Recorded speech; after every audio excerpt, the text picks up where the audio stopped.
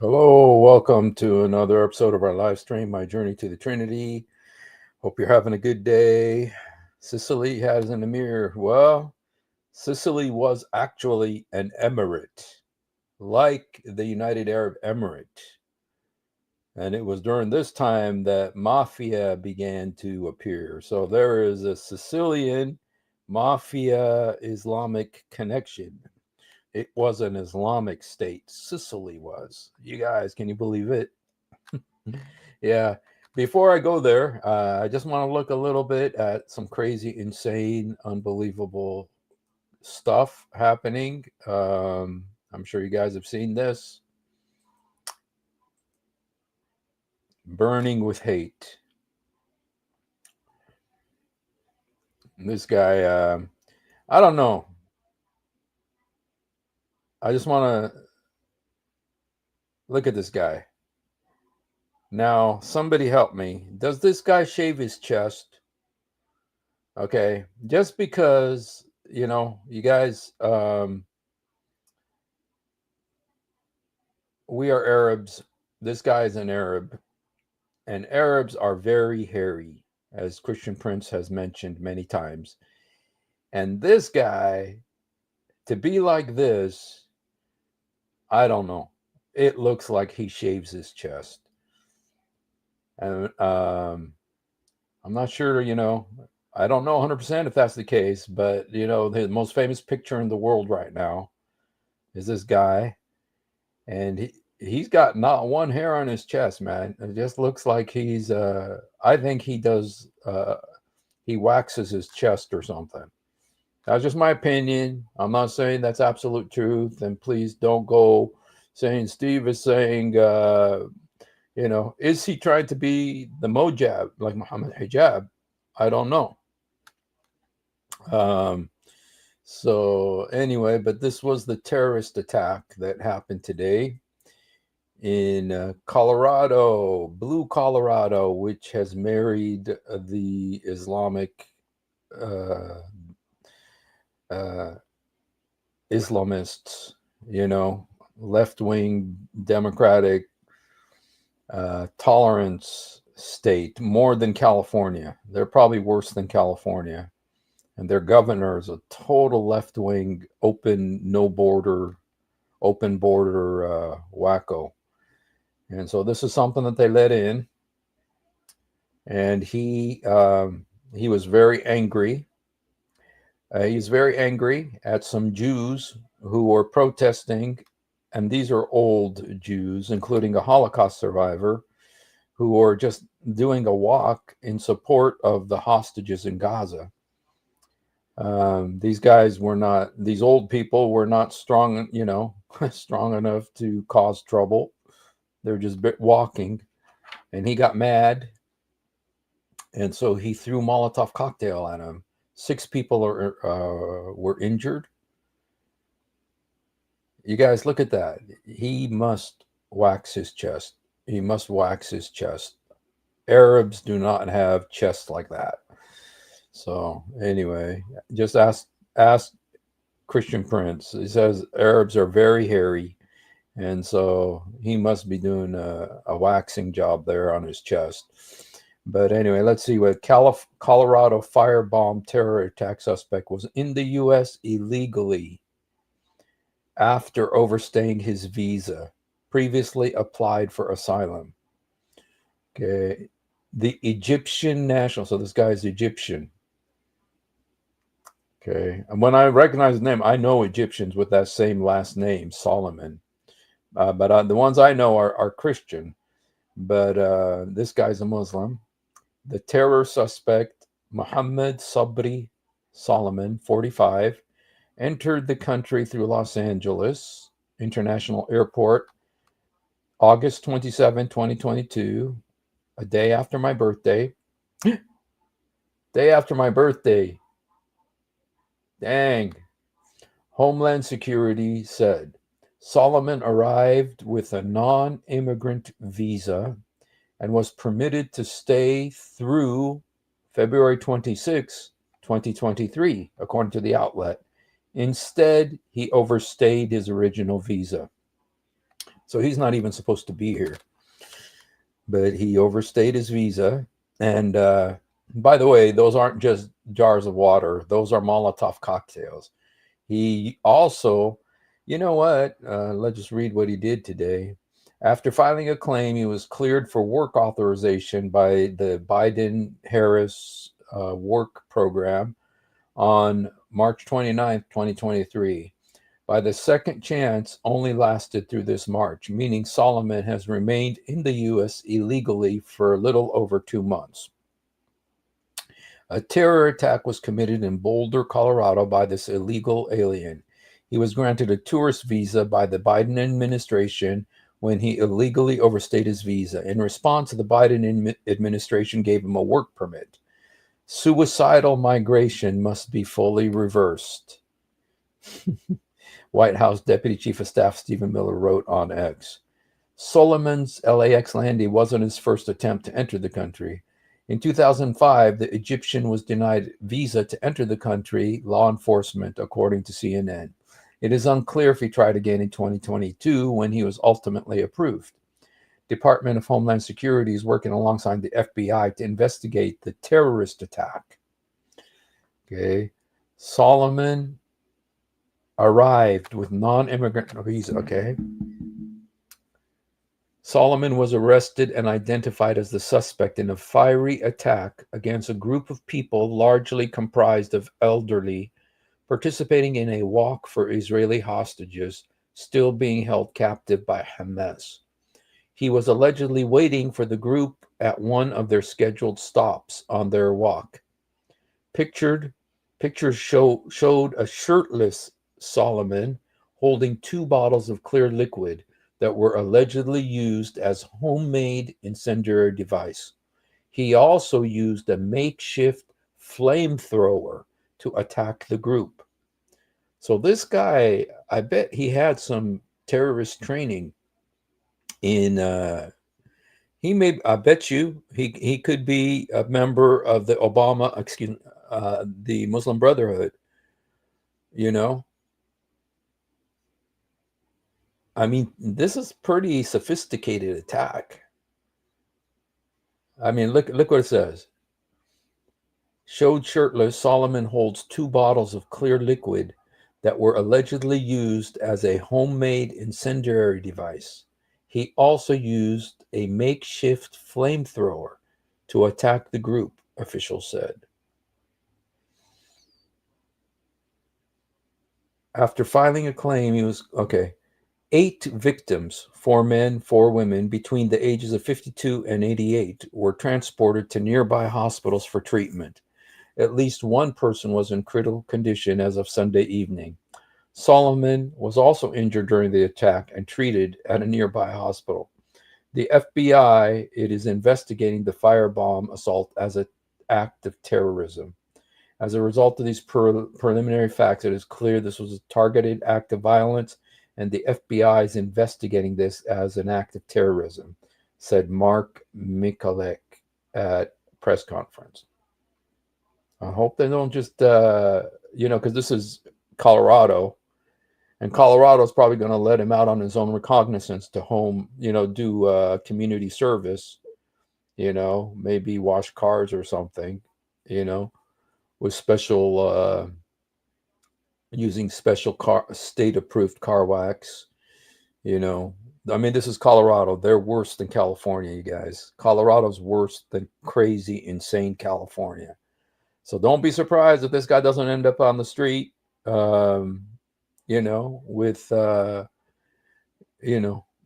meal ticket, a free room at the hotel, courtesy of the governor of Colorado.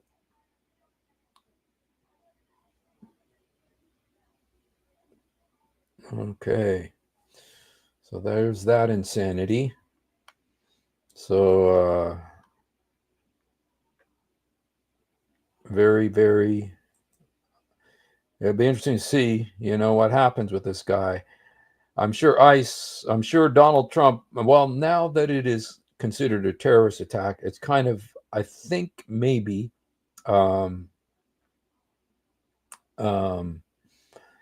I think maybe it becomes a federal case. It becomes a federal case. So, the because it's a federal case, that means the lunatic lefties of crime lovers in the Colorado State House will not be overseeing this. So I know the governor might want to do like that judge and help this guy escape. Maybe support him in his house.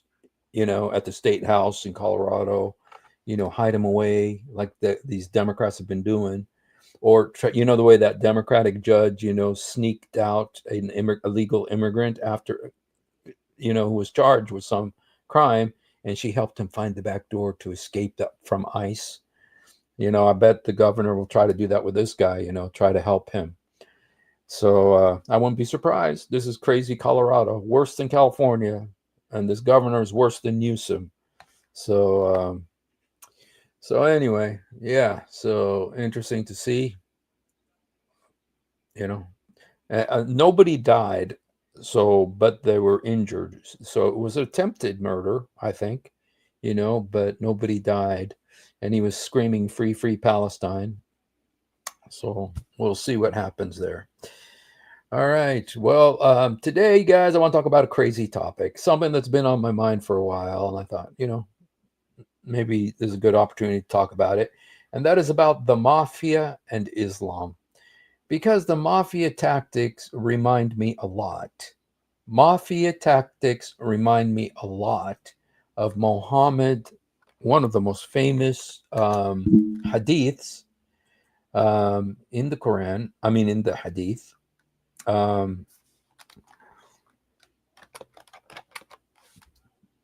This is one of the most famous hadiths.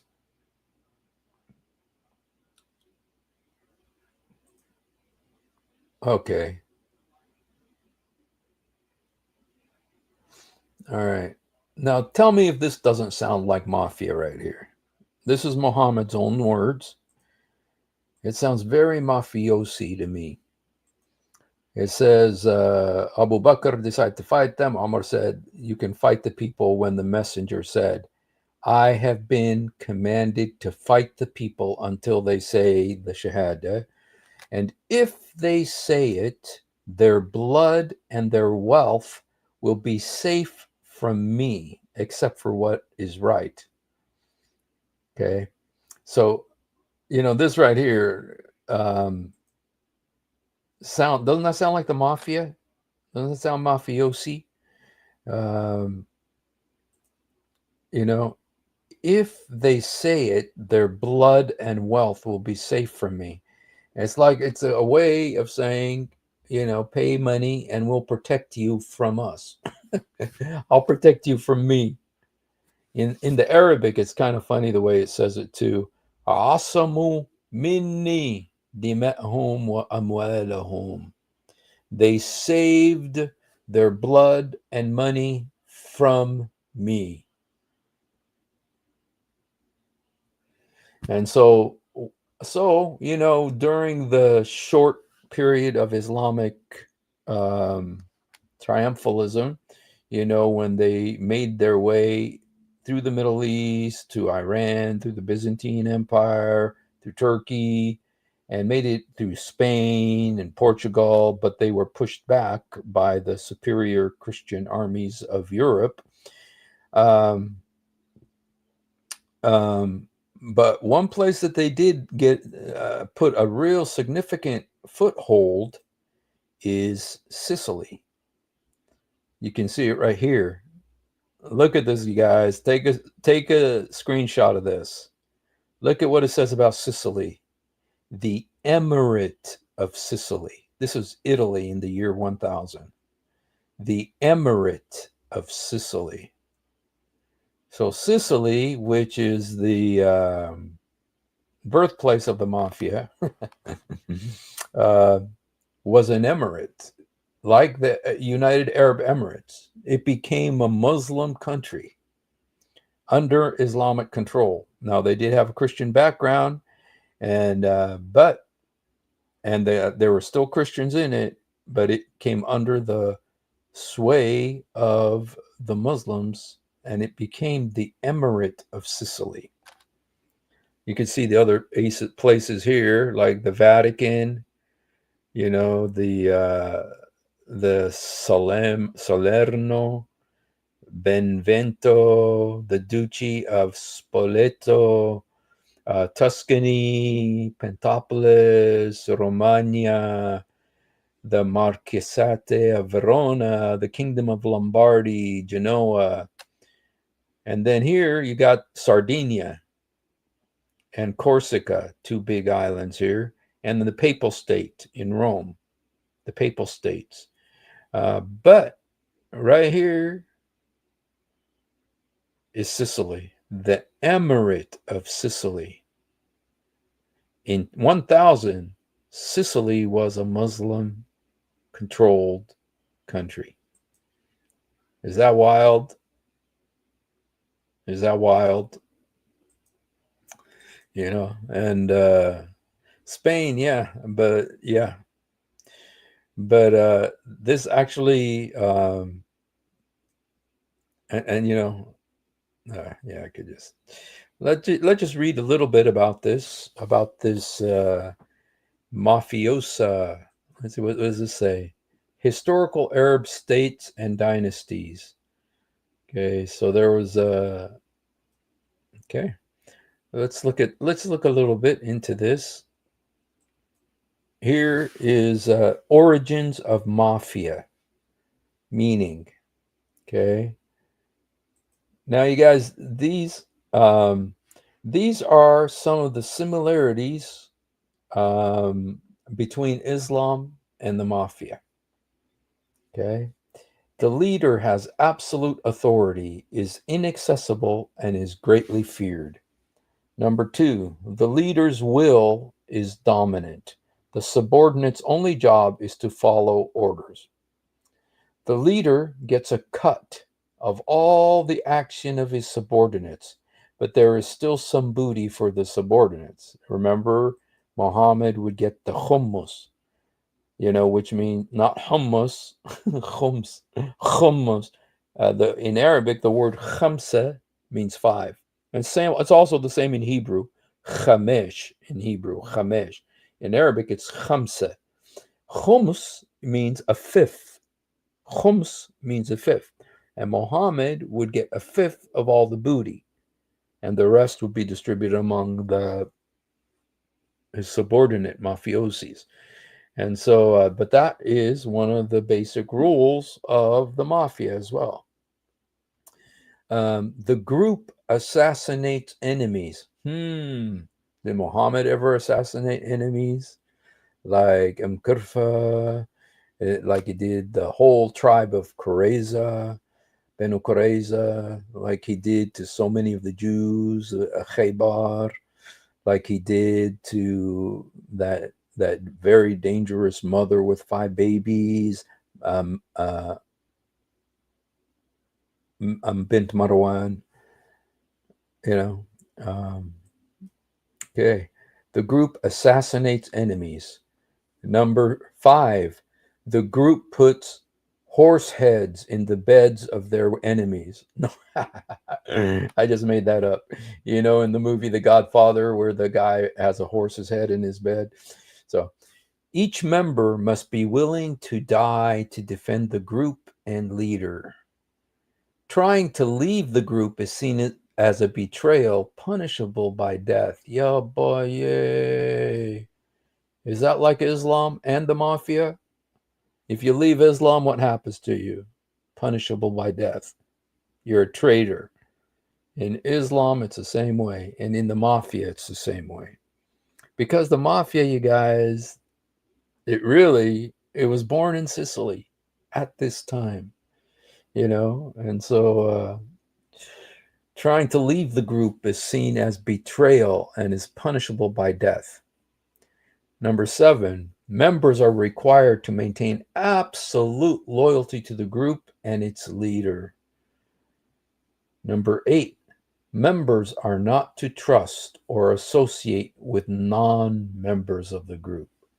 So what does the Quran say? Don't be friends with Jews and Christians, or else you'll become one of them. Okay, you can only be friends with Muslims. And if you see a Christian or a Jew, push them to the side of the street where the sewer is. You know, that's what the Quran says. Members are not to trust or associate with non-members of the group. Association with outsiders and deceiving them is permissible to advance the goals of the group. I'm sure you guys have seen this in Mafia movies that deception is permissible if you're pushing the goals of the group. Well, what about in Islam? Are you permitted to lie to unbelieving infidels and kafirs? Of course, it is permissible. Uh, War is deceit. You're supposed to lie. Okay. The leader of the group will make you an offer you can't refuse. And that's literal. You can't refuse. They know how to make an offer you cannot refuse. Literally. They fund their operations with protection money gathered from non members. That's the number one thing that I see. Number 11 is the jizya. It is what Muhammad said. How does his group get money? They get it the same way Muhammad got it. And what did Muhammad say? If they say it, their blood and wealth will be safe from me. In other words, if you want protection from me, you got to pay me. You got to bribe me if you want protection from me. Isn't that exactly like the Mafia? Isn't that exactly what the Mafia does? So, hello, Jose. God bless you. We're talking about Islam here today and about the connection between Sicily, which was a Muslim state, and Islam, and the jizya, similarity between the jizya and the Mafia operation. It's very similar. And like I said, Sicily was the Emirate of Sicily. It was a Muslim state for a certain period of time. Okay, so very interesting. Now, by the way, these similarities were, I did not draw them up. This was all written up by Raymond Ibrahim. Raymond Ibrahim, who was recently on David Wood's program, really a fantastic scholar on Islam. He's the one that came up with this. So this is very crazy. So, all right, let me just really quickly here. I just want to see a couple.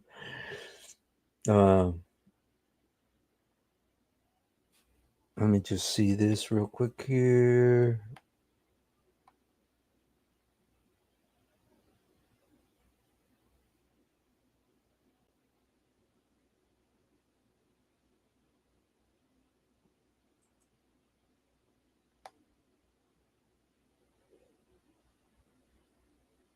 Just take me a second here.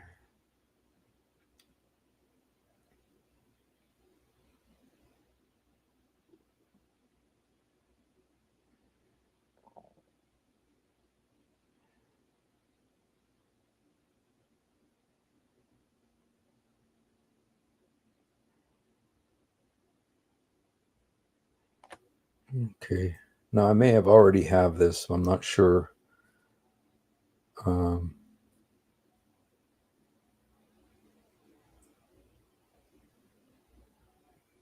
Okay, I don't think I had this one. What? How come it didn't do that?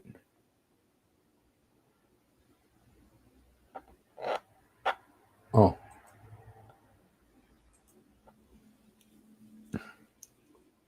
Here, let me read this to you here.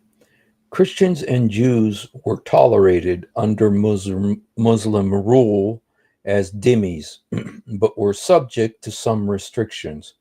They were also required to pay the Mafia tax, or the jizya, or head tax, and the kharaj, or land tax.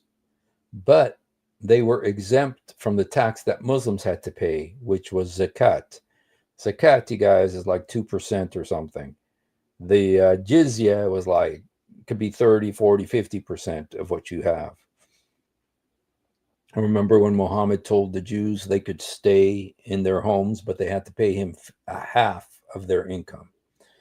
So, under Arab rule, there were different categories of jizya payers, but their common denominator was the payment of jizya as a mark of subjection to Muslim rule in exchange for protection against foreign and internal aggression, or for protection against attack by the Muslims.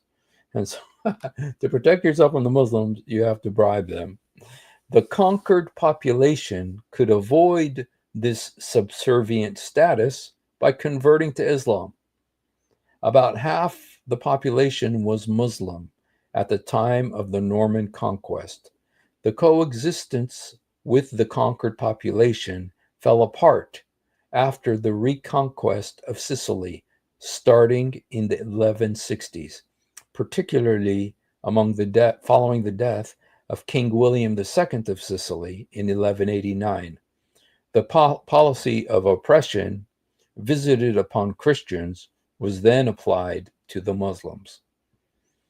Okay, so very interesting. It's the same, same. This was during the 1000. This Jose, when there was the big Arab invasions in Europe. You know, when they came into Spain, they came into Italy, they came into Portugal, and they were trying to push northward to take over Europe. But, you know, they're pushed back by the Christian armies in France.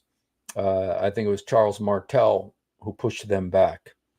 And so, but, you know, the Muslims did take over Sicily for a little while, at least. It didn't last too long, but it was there, and it was called the Emirate. It's so interesting. It's called the Emirate.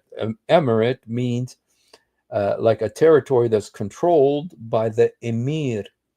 Emir means like a prince. Okay. Um, and so, yeah, and this is based, Jose, on the words of Muhammad. This is what Muhammad said. He says, I have been commanded to fight the people until they say there's no God but Allah. If they say it, their blood and wealth will be safe from me. Meaning, if you don't say it, your blood, your life, and your possessions are not safe from Muhammad. He will take them. In the Arabic, it's even clearer. It says, Asamu minni dima'hum wa amwalahum. They save their lives and their death and their money from me. You know, I thought that sounds a lot like the Mafia. You know, the Mafia goes, somebody says, look, we want to protect you from us, but you have to pay us. And so, but apparently, now Raymond Ibrahim, who has done amazing studies in Islam, he's the one who came up with this list of the similarities between Islam and the Mafia. And since the Mafia was born in Sicily, and Sicily was an emirate, it was shortly after the Islamic control that the Mafia started really taking power. And where did they learn the practices that they use that are so famous? They learned it from Islam because Muhammad did all these things. Okay. So, all right, let's look at what it says here. Okay, yeah. So the dhimmi status of Christians and Jews.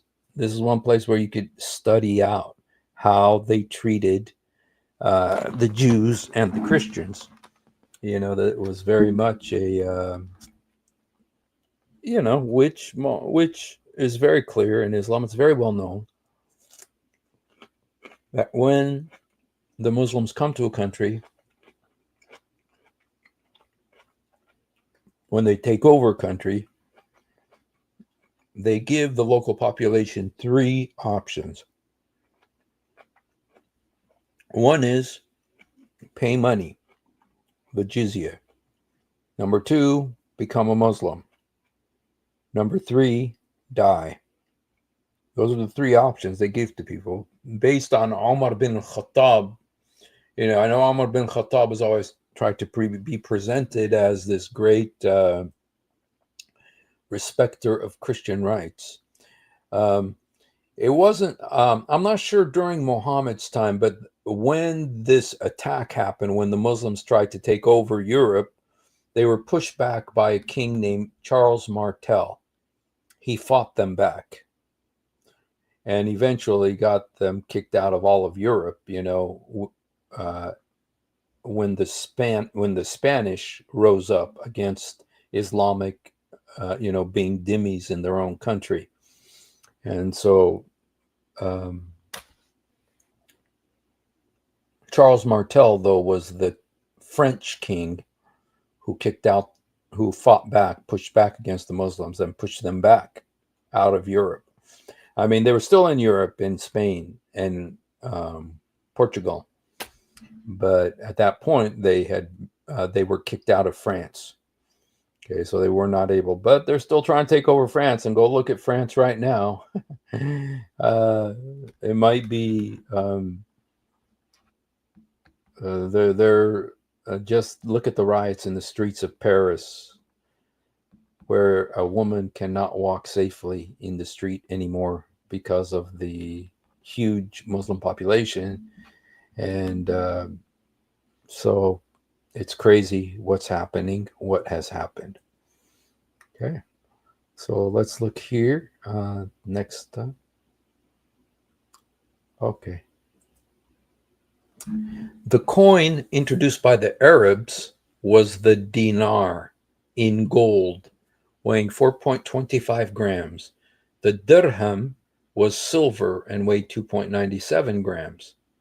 The Aghlabites introduced the solidus in gold and the follis in copper.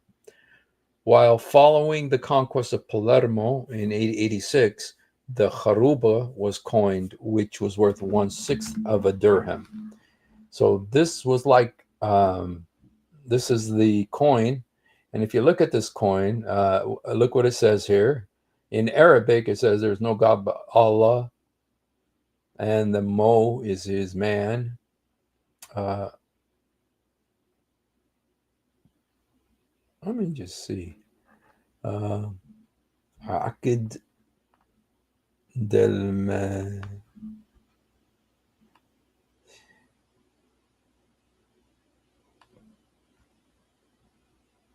Okay, so it's a little bit hard to read this, the one on the left, but the other one says there's no God but Allah.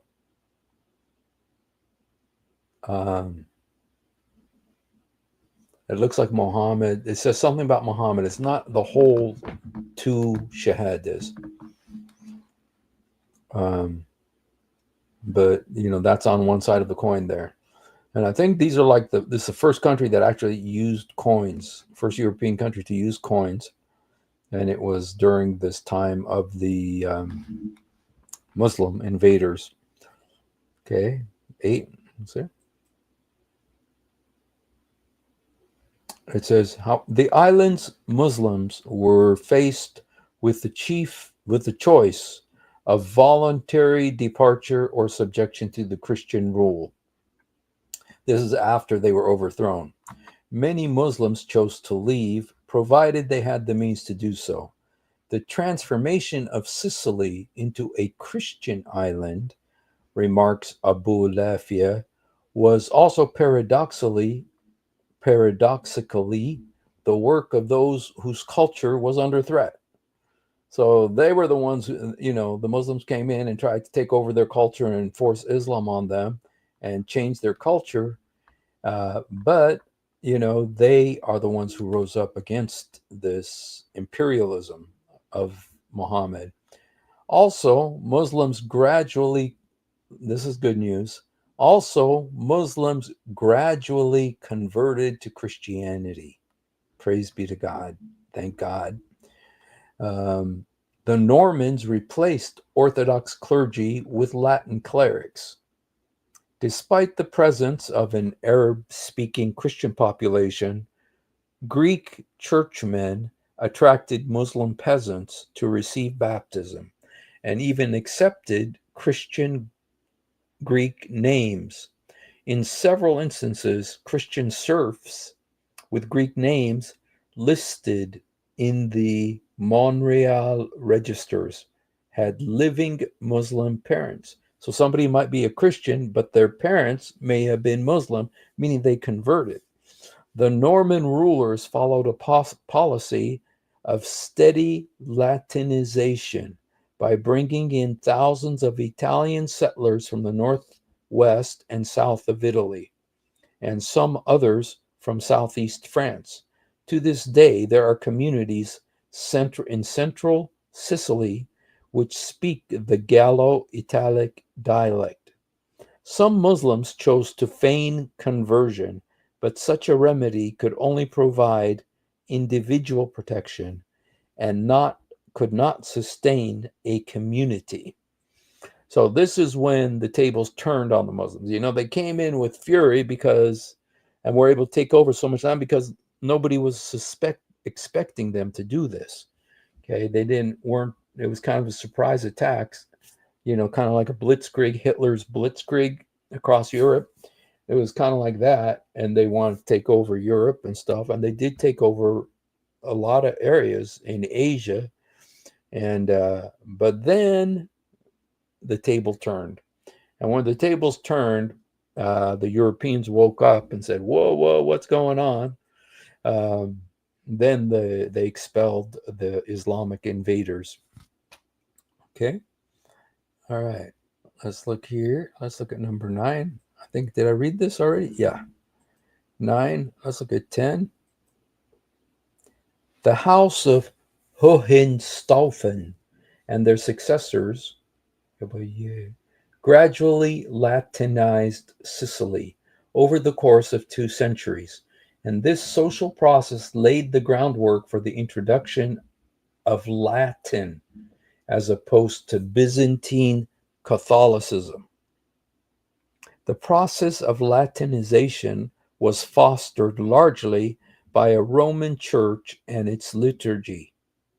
The removal of Islam in Sicily was completed by the late 1240s, when the final deportations to Lucera took place. By the time of the Sicilian Vespers in 1282, there were no Muslims in Sicily, and the land was completely Latinized. Okay, so there was, from the year 1000, Muslim invaders came, took over the island, and they lived there, oppressed the people, but the Christians eventually rose up, and the people of Sicily said, "We don't want to be dhimmis anymore. No more dhimmi for me. Thank you." So so that's kind of, and it was also during this time that they, because of the jizya, its similarity to the mafia. It's very much like the mafia. So I want to show you this. Okay, now the word mafia, where does it come from? Now it says, these are some different. Sicily was once an Islamic emirate. Therefore, mafia might have Arabic roots. Possible Arabic words of the word include ma'afi, which means exempted. In Islamic law, jizya is the yearly tax imposed on non-Muslims residing in Muslim lands.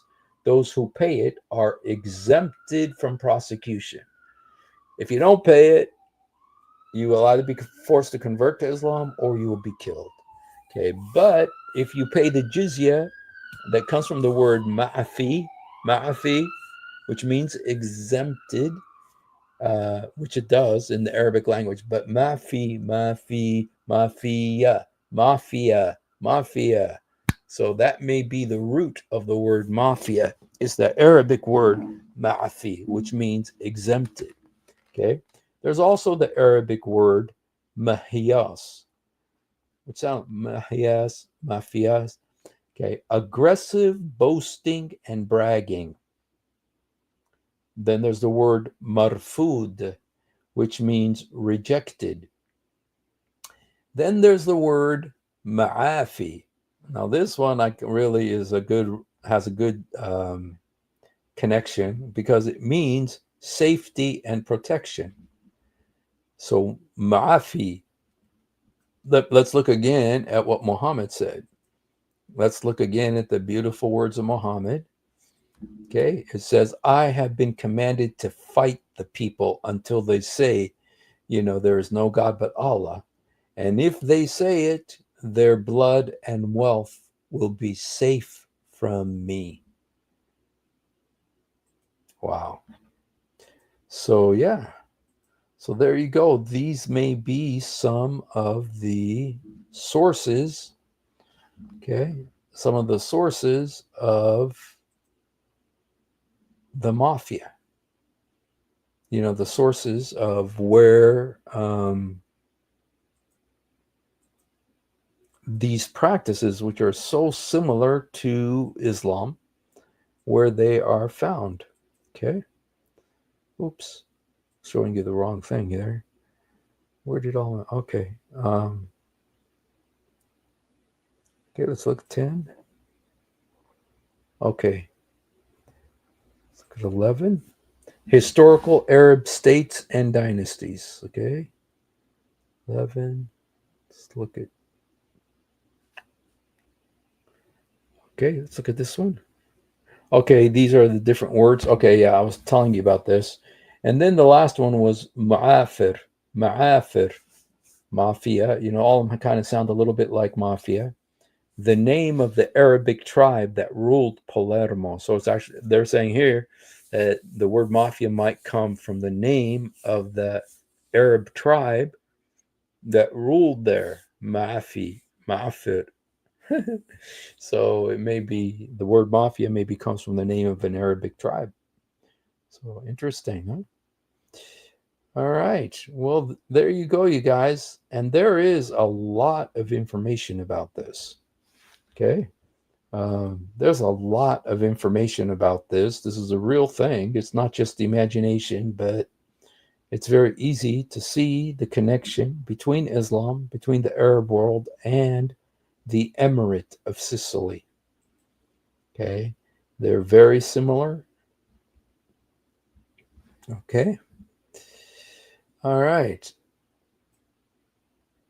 All right, you guys. Well, yeah, I just wanted to show a little bit about this. And if you guys are interested, I encourage you to go online and look this up. There's a lot of information about this, and it's real. It's really happening. It's really out there.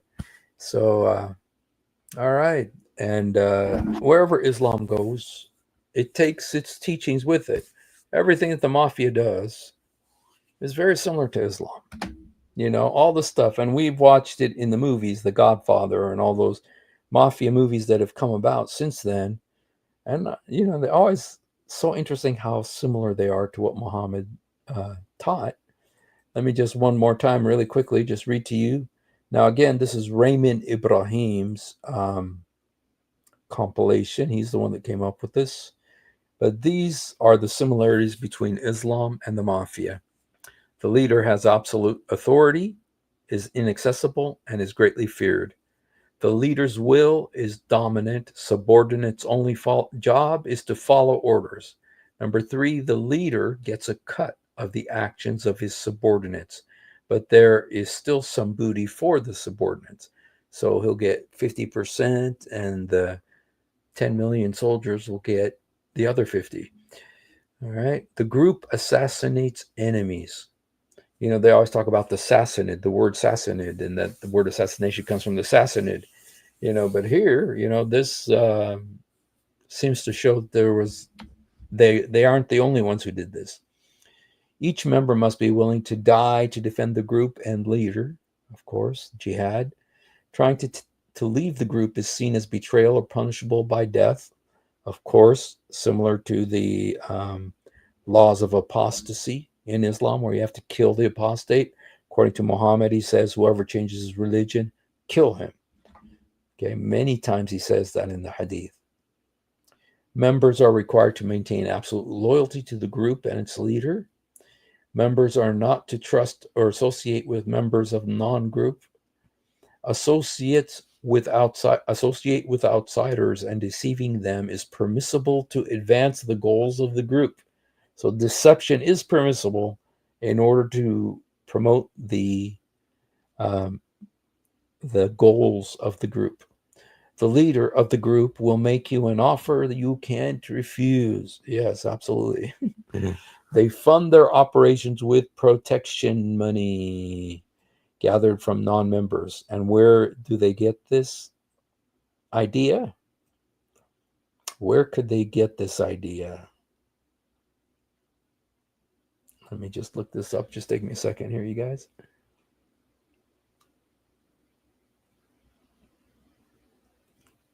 Shoot. Okay, guys, I'm not going to be able to find it right now. But anyway, guys, just wanted to share a little bit about this. So it's a very legitimate thing. I've heard in the past a little bit about this. I thought, that's crazy. Even though, I'll be honest with you, the jizya thing, I always thought that was a mafia thing. It was like a mafia thing, the jizya, to make these people pay money in order to be protected from the recipient of that money. And you know what, Mohammed, there's three things that when Muslim invaders come to your country are supposed to happen. Number one is jizya, which is they take your money. Number two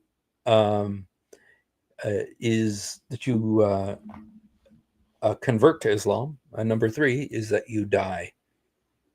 Everybody knows this, especially in the Muslim world. I learned this in first grade, okay, that this is the way it was. And thank you, Jedediah. She said that the island of Sicily was ruled by the Arabs from the 8th to the 10th century. Okay, so. Okay, you guys. Well, thank you for spending a few moments with us. If you haven't done it, please do it now. Jesus, help me. Jesus, forgive me. Jesus, come into my heart. Jesus, help me. Jesus, forgive me. Jesus, come into my heart. Yasur sa'idni. Yasur samahni. Yasur udkhul qalbi. We love you, but much more importantly, he loves you. Thank you and have a great night.